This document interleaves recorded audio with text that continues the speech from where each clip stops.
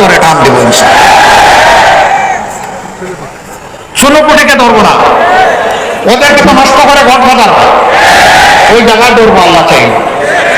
ওদের দুই একজনকে ধরলেই দেখবেন সব ঠান্ডা হয়ে গেছে। শত শত ধরার প্রয়োজন হবে না। প্রিয় জনগণ, এই সব কিছু করতে হলে আমাদের একটা আমূল সংস্কার লাগবে। সেই সংস্কারের জন্য গণভোট। এই গণভোটে আপনারা হা বলবেন না না বলবেন? মাশাআল্লাহ। গণভোটে হা মানে হচ্ছে উসমান হাদি তোমাকে কথা দিচ্ছি তোমার বিচার হবে।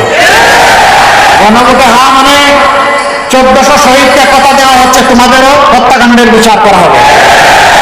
গণভোটে হা মানে তোমরা যে স্বপ্ন বাস্তবায়ন করতে গিয়ে তোমাদের বুকের রক্ত ঢেলে দিয়েছিলে, আমরা তোমাদের ঋণ পরিশোধ করবো হা বলার মধ্য দিয়ে।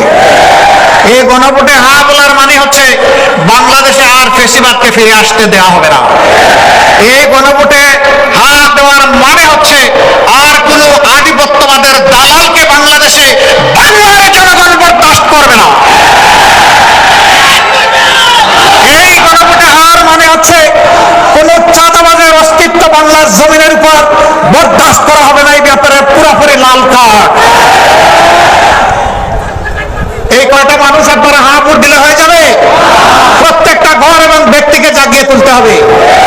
আমার অধিকার আমার দেশ, গর্ব আমার সোনার দেশ।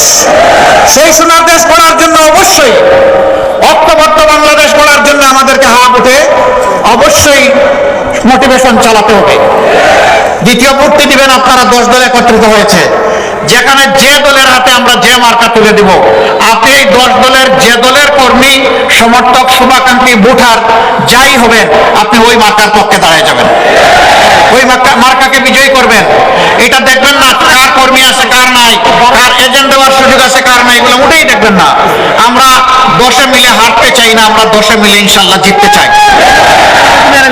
আপনারা এইভাবে কাজ করবেন? আলহামদুলিল্লাহ।